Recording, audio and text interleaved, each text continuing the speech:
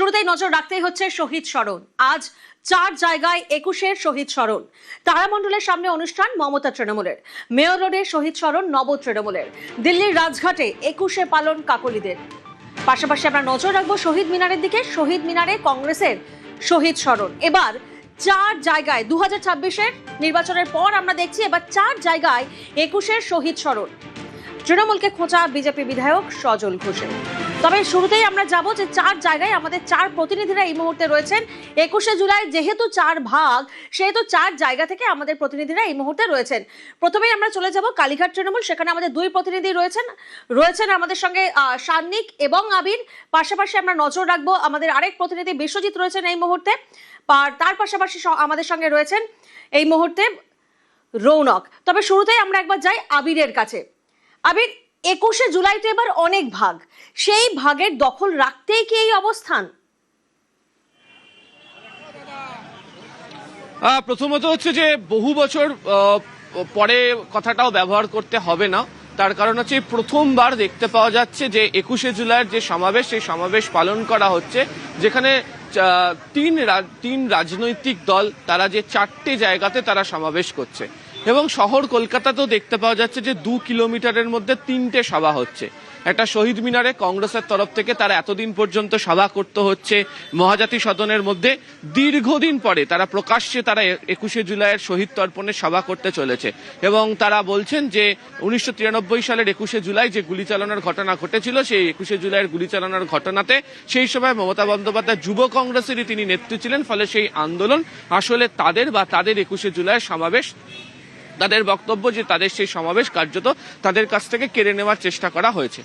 দ্বিতীয়ত হচ্ছে গত কয়েক বছর ধরে 21শে জুলাই এই বিশেষ দিন, তাকে ঘিরে যে রাজ্যে একটা রাজনৈতিক সমাবেশ বৃহত্তর আকার ধারণ করতে পারে, সেটা দেখতে পাওয়া যায় যে অবশ্যই মমতা বন্দ্যোপাধ্যায়ের হাত ধরে। এবং কি দেখতে পাওয়া যায় সেটা হচ্ছে যে বিশেষ করে যদি আমরা নজর করি তাহলে দেখবো হচ্ছে যে আমরা 2008 সাল থেকে 2025 পর্যন্ত ধারে ভারে বহরে যে বড় আকারে 21শে জুলাই সমাবেশ পালন করা, তার গোটাটাই আসলে রাজনৈতিক দিক থেকে মমতা বন্দ্যোপাধ্যায় তিনি পালন করতেন এবং সেটা ভিক্টোরিয়া হাউসের সামনে করতেন।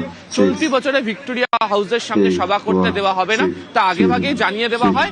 এবং তার পরিবর্তে তৃণমূল কংগ্রেসের যে 2 শিবির, একটি শিবির যেটা আমি যেখানে দাঁড়িয়ে রয়েছি অর্থাৎ একাডেমি অফ ফাইন আর্টস এর সামনে ক্যাথিড্রাল রোডের ওপর, সেখানে তারা সভা করছে, যা মমতা বন্দ্যোপাধ্যায়, অভিষেক বন্দ্যোপাধ্যায় সহ যারা কালীঘাটপন্থী তৃণমূল কংগ্রেসের যারা নেতারা রয়েছেন তারা করবেন। আর অন্যদিকে মেয়র রোড, যেখানে হচ্ছে তৃণমূল কংগ্রেসেরই অপর একটি শিবির, ঋতব্রত বন্দ্যোপাধ্যায়, সন্দীপন শাহ এবং যারা একদা মমতা বন্দ্যোপাধ্যায়ের অত্যন্ত ঘনিষ্ঠ নেতা বলে পরিচিত ছিলেন, সেই ফিরহাদ হাকিম, অরূপ বিশ্বাস, দন মিত্র সহ যারা বিভিন্ন নেতারা রয়েছেন, তারা সেই সভার আয়োজন করেছেন এবং সেখানে তাদের সভা চলছে।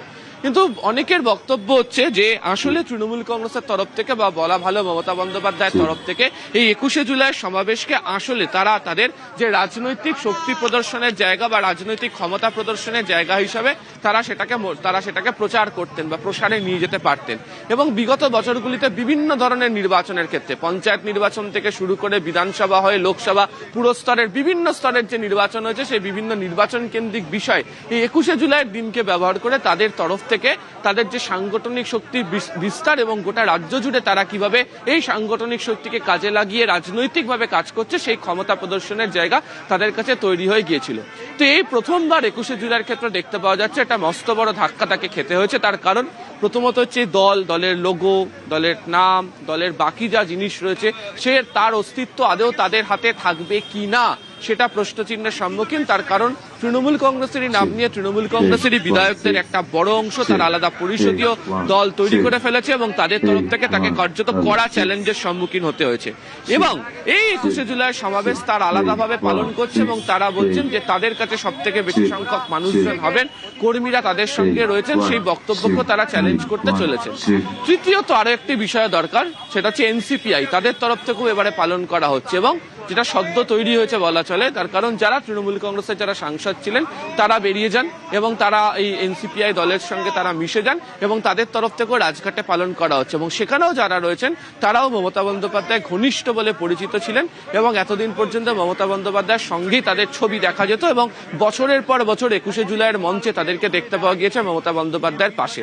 ফলে এই যে বিভিন্ন ভাগে ভেঙে যাওয়া, বিভিন্ন যে শিবির তৈরি হয়ে যাওয়া, এই শিবিরগুলো কার্যত চ্যালেঞ্জ করে ফেলে চলেছে হচ্ছে মমতা বন্দ্যোপাধ্যায়ের কাছে, এবং সেই চ্যালেঞ্জ যে অবস্থার মধ্যে তাদের কাছে এসে দাঁড়িয়েছে, ফলে আজকের দিনে দাঁড়িয়ে মমতা বন্দ্যোপাধ্যায়কে এই সমাবেশের মধ্যে কার্যত একটা মানে প্রতিপক্ষদের কাছ থেকে বাঁচিয়ে যে 21শে জুলাই সমাবেশ বা তার তৈরি করা যে আন্দোলন ছিল সেই অস্তিত্ব তাকে রক্ষা করার একটা চেষ্টা তিনি চালাচ্ছেন। সেদিক থেকেই দেখতে গেলে এবার 21শে জুলাই অন্যান্য বারের তুলনায় অনেকটাই আলাদা, এবং অনেকেই বলছেন রাজনৈতিক অস্তিত্ব রক্ষার লড়াইয়ে 21শে জুলাই সমাবেশের জায়গা থেকে আসলে মমতা বন্দ্যোপাধ্যায় তিনি কি বক্তব্য রাখেন, তিনি কি কথা বলেন, সেটাই সেটা আজকে তাকে প্রমাণ করতে হবে। ফলে এই ধরনের পরিস্থিতির শিকার তিনি বিগত দিনে হয়নি।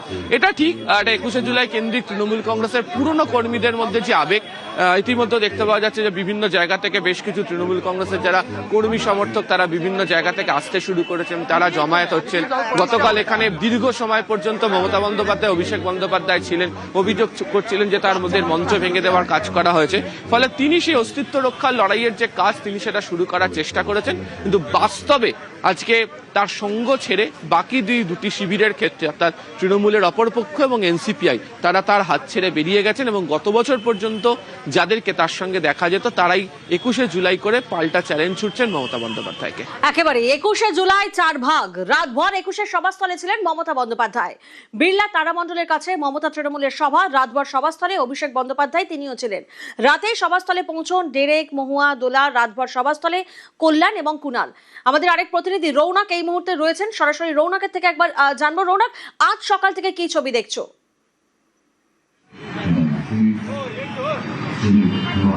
দেখা একেবারেই মমতা বন্দ্যোপাধ্যায়, অভিষেক বন্দ্যোপাধ্যায় তারা সকাল 7টা পর্যন্ত এই বিড়লা প্ল্যানেটোরিয়াম, যেখানে তাদের এই সমাবেশ স্থল, সেখানে ছিলেন।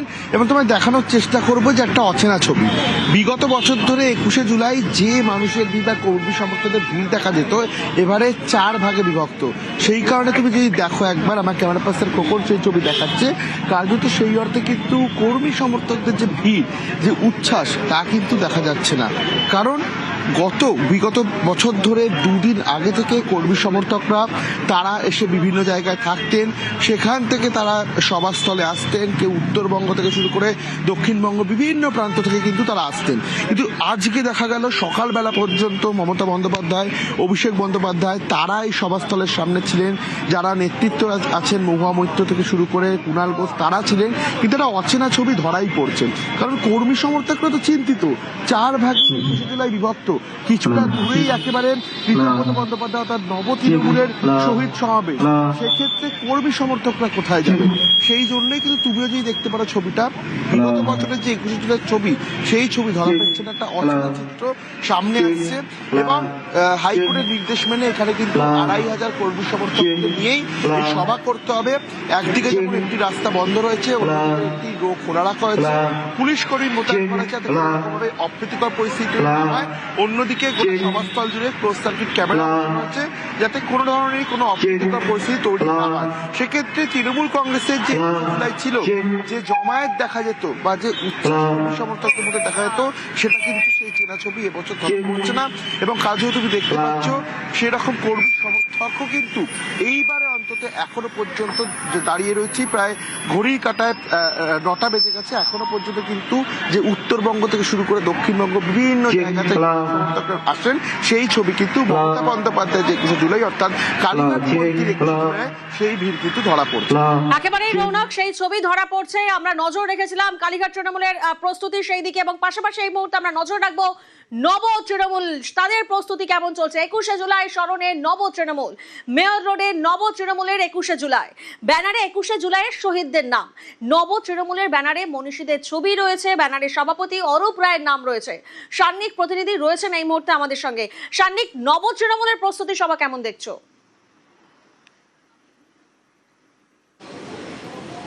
দেখো, গত বছর পর্যন্ত মমতা বন্দ্যোপাধ্যায় যখন 21শে জুলাইয়ের মঞ্চে বক্তব্য রাখতেন, ঠিক তার পাশে যারা মঞ্চ আলো করে সেই সময় থাকতেন, তারাই এবার একটা অন্য মঞ্চ থেকে বক্তব্য রাখবেন। তাদের বেশিরভাগই বলতে পারো। এই মুহূর্তে তোমাকে যদি ছবিটা দেখাই, রেড রোডের পাশেই খুব কাছাকাছির মধ্যে মেয়র রোড, আমরা প্রত্যেকে চিনি। বিভিন্ন সময়ে বিভিন্ন রাজনৈতিক সমাবেশ, এমনকি তৃণমূল কংগ্রেসেরও সেই সময় অসংখ্য রাজনৈতিক সমাবেশ এই জায়গা থেকে হয়েছে। সেই জায়গাতে তৃণমূল কংগ্রেসেরই একটি সমাবেশ, যেখানে মমতা বন্দ্যোপাধ্যায়ের ছবি নেই, পাশে যেখানে লেখা রয়েছে সভাপতি অরূপ রায়। একাধিক তৃণমূলের শীর্ষ নেতৃত্ব যারা নব তৃণমূল বা ঋতব্রতপন্থী তৃণমূল হিসেবে বর্তমানে বঙ্গ রাজনীতিতে পরিচিত, তারা আজকে এই মঞ্চ থেকে বক্তব্য রাখবেন। অবশ্যই গুরুত্বপূর্ণ, রাজনৈতিকভাবে তাৎপর্যপূর্ণ, তার কারণ আমরা নজর রাখবো আজকের এখান থেকে কীরকম ভিড় হয়, কীরকম তৃণমূল কংগ্রেসের কর্মী সমর্থক যারা এতদিন পর্যন্ত মমতা বন্দ্যোপাধ্যায়ের মুখ দেখে তৃণমূল কংগ্রেস করতেন, তারা আজকে এইখানে কতটা ভিড় জমান সেই দিকে আমাদের অবশ্যই নজর থাকবে। কেননা এই জায়গা থেকেই অন্তত বঙ্গ রাজনীতির ভবিষ্যৎ কি হতে চলেছে, বঙ্গ রাজনীতির বিরোধী ভবিষ্যৎ কি হতে চলেছে, সেই বিষয়টা হয়তো একটু হলেও স্পষ্ট হবে।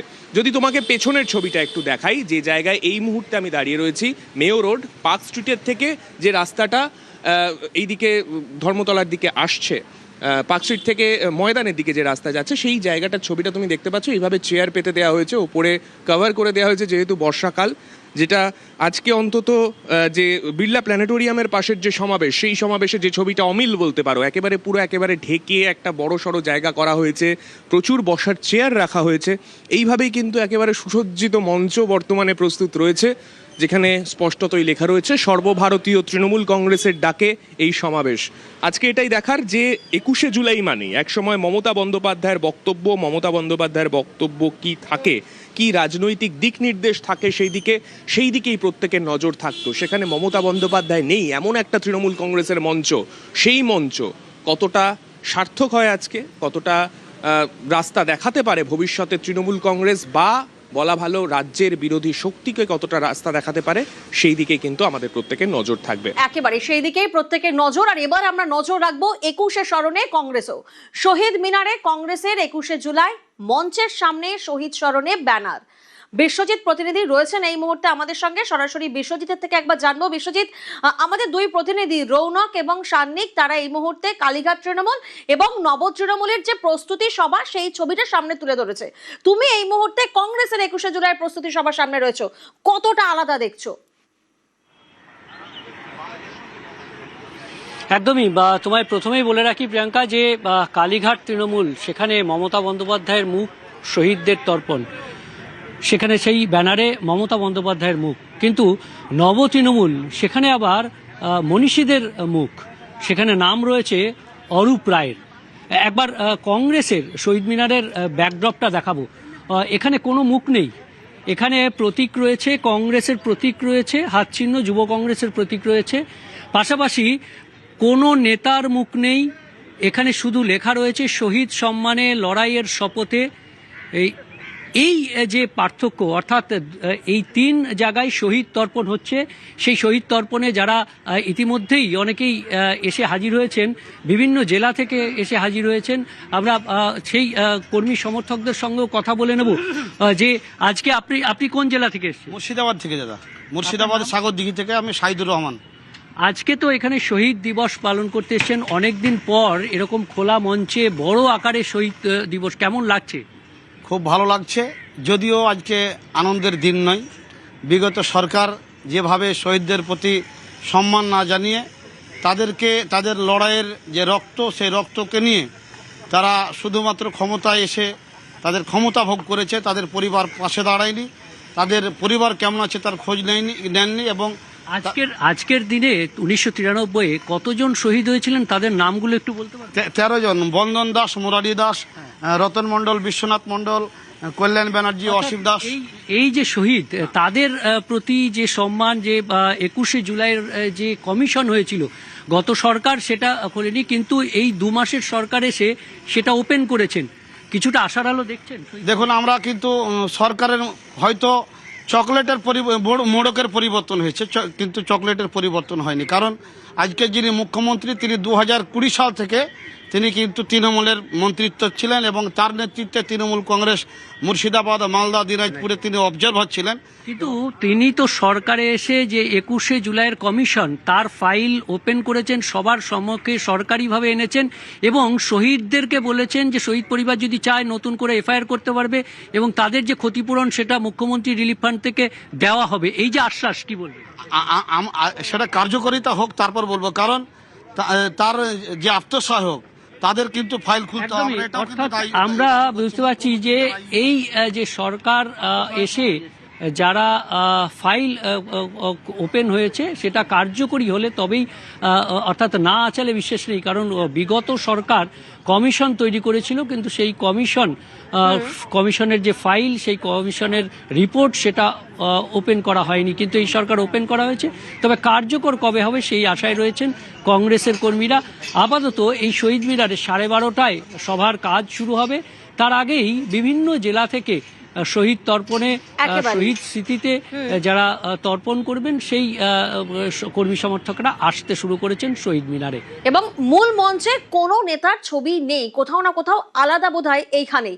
পাশাপাশি আমরা নজর রাখবো দিল্লির দিকে। আজ দিল্লিতে 21শে স্মরণে এনসিপিআই, রাজঘাটে শহীদ দিবস পালন কাকলিদের, রাজঘাটে প্রার্থনা সভার আয়োজন কাকলি ঘোষ দস্তিদারের। মৈত্রীর প্রতিনিধি রয়েছেন এই মুহূর্তে আমাদের সঙ্গে, সরাসরি মৈত্রীর থেকে একবার জানবো। মৈত্রী, একেবারে নজিরবিহীন উদ্যোগ, 21শে জুলাইয়ের শহীদদের স্মরণে রাজঘাটে প্রার্থনা সভা করবেন কাকলি ঘোষ দস্তিদাররা। একেবারে দেখো, গতকাল দস্তিদার তিনি স্পষ্ট করে দিয়েছেন যে তারা শহীদদেরকে বলেননি, এবং কাকলি ঘোষ দস্তিদার নিজের জীবনের কথা বলছিলেন যে সেই দিনের কথা, যেদিন 21শে জুলাই তাদের সহকর্মীদেরকে মৃত্যু, তাদের সহযোদ্ধাদের মৃত্যু তারা দেখেছিলেন। তার বক্তব্য যে শুধু যে সেই 21শে জুলাইয়ের শহীদরা নয়, তার সঙ্গে সঙ্গে অন্যান্য শহীদ যারা হয়েছেন এই এত বছরের তাদের যে যাত্রাপথ, যে জার্নি রয়েছে, সেখানে তাদের যে সমস্ত সহকর্মীর মৃত্যু হয়েছে সেই শহীদদেরকে তারা ভোলেননি, যদিও তারা তৃণমূল কংগ্রেস ছেড়ে এনসিপিআইতে যোগ দিয়েছেন। সেই বিষয়টাই মাথায় রেখে সমস্ত শহীদদের প্রতি শ্রদ্ধা জানানোর জন্য আজ তারা রাজঘাটে গিয়ে তারা শ্রদ্ধা জানাবেন। এবং তাদের বক্তব্য যে যেহেতু সংসদ চলছে সেই কারণে তারা সবাই দিল্লিতে রয়েছেন, এবং রাজঘাটের থেকে ভালো জায়গা আর কি হতে পারে যেখানে গান্ধীজির শেষ সমাধি রয়েছে এবং যেখানে গান্ধীজিকে শ্রদ্ধা জানানো হয়, সেই জায়গায় দাঁড়িয়েই তারা সমস্ত যারা তাদের শহীদ রয়েছেন, যাদেরকে তারা এখনো পর্যন্ত তারা ভুলে যাননি, এবং যাদের মৃত্যুর যে ঘটনা রয়েছে সেটা মনে করার জন্যই আজকে তারা শহীদ স্মরণ করবেন রাজঘাট।